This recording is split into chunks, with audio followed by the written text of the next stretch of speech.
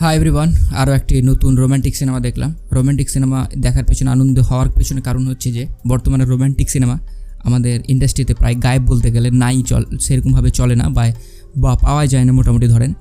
তো তারপর আমি একটা ইন্টারেস্টিং এবং বেশ সুন্দর একটা রোম্যান্টিক সিনেমা দেখলাম। সিনেমাটার নাম হচ্ছে ডিয়ার। তবে এই সিনেমাটা আমি যখন দেখি তার আগে এই সিনেমাটার যেটা গল্প সেটা নিয়ে আমি কথা বলি।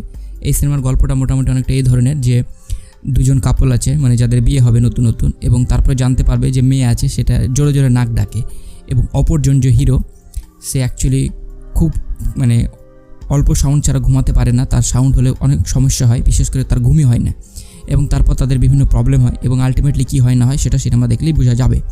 তো এই ধরনের গল্প নিয়ে সাউথে আরেকটা সিনেমা ছিল, যে সিনেমাটার নাম হচ্ছে গুড নাইট, এবং ওই সিনেমার রিভিউতে আমি বলেছিলাম যে ওই সিনেমাটা দুর্দান্ত ভালো, এবং ওই সিনেমাটা দেখার পরেও আমি বলেছিলাম যে এটা এমন একটা সিনেমা যেটা আমাদেরকে এই মুভমেন্টে যেখানে সম্পর্কগুলো দূরে সরে যাচ্ছে সেখানে সম্পর্কগুলোকে বাঁধার একটা নতুন আমাদেরকে কারণ দেখাবে। তো এই সিনেমাটায় আমি ভেবেছিলাম যেটা হুবহু নকল হবে। তো আমি ওই আশা নিয়ে দেখতে শুরু করেছিলাম, এবং দেখার পর আমার কী মতামত হলো না হলো সেটা নিয়ে আমি কথা বলবো।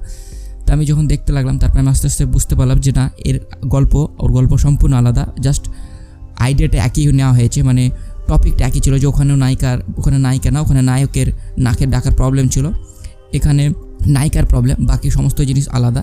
তবে এই সিনেমার গল্পটা একটু বেশি বড়, এবং যেটা আমি হামেশা একটা কথা বলি যে কোনো সিনেমা থেকে ইন্সপিরেশন নেওয়ার মানে হচ্ছে যে ওই সিনেমাটা হয়তো কোনো কমতি ছিল যেটা বিভিন্ন কারণের জন্য তখন হয়তো শুধরানো যায়নি, কিন্তু পরবর্তীতে যখন আমরা ওই সিনেমা থেকে আইডিয়াটা নিব এবং আরও একটা সিনেমা বানাবো তখন আমাদের কাজ হবে ওই সিনেমায় যে সমস্ত জিনিসগুলোকে উন্নত করা হয়নি প্রিভিয়াস বা নতুন যে সিনেমাটা বানানো হচ্ছে সেই সিনেমাটাই সেই সমস্ত জিনিসগুলোকে উন্নতি করে একটা ভালো প্রপার সিনেমা বানানো উচিত।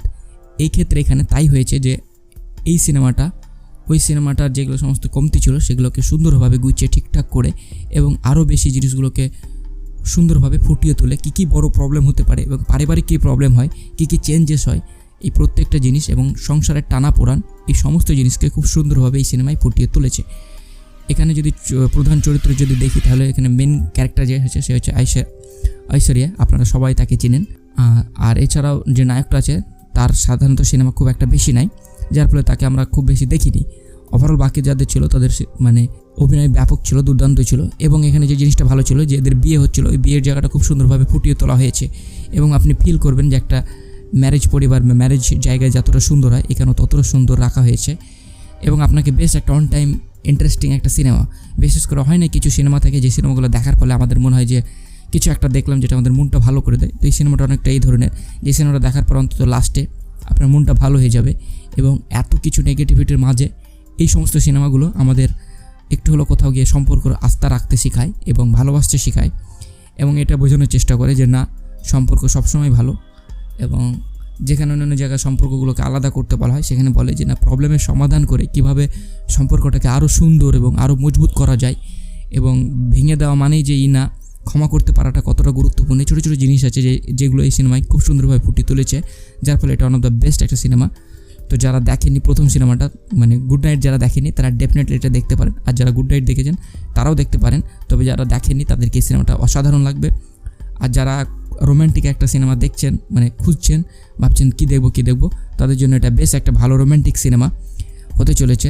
তো আপনারা টাইম মিস না করে আপনারা বিভিন্ন পদ্ধতিতে, আপনারা জানেন কি পদ্ধতিতে সিনেমা দেখা উচিত, আপনারা ঠিক বিভিন্ন পদ্ধতির মাধ্যমে সিনেমাটা দেখার চেষ্টা করুন। ডেফিনেটলি আপনাদের মুখে একটা হাসি ফুটবে এবং আপনাদেরকে ডেফিনেটলি একটা ভালো লাগবে। তো এই সিনেমাটা অবশ্যই দেখবেন, মিস করবেন না। সাউথের ওয়ান অফ দ্য বেস্ট একটা ভালো রোম্যান্টিক সিনেমা বলতে পারেন।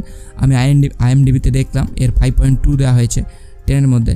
তবে রিভিউর প্রতি বিশ্বাস দিয়ে নেয়, সিনেমাটা যদি আমাকে বলেন কত রিভিউ দিতে, তা আমি বলবো যে 10-এর মধ্যে মোটামুটি 8.5 বা 9 রোম্যান্টিক জনরার দিক থেকে এই সিনেমাটা ডেফিনেটলি ডিজার্ভ করে।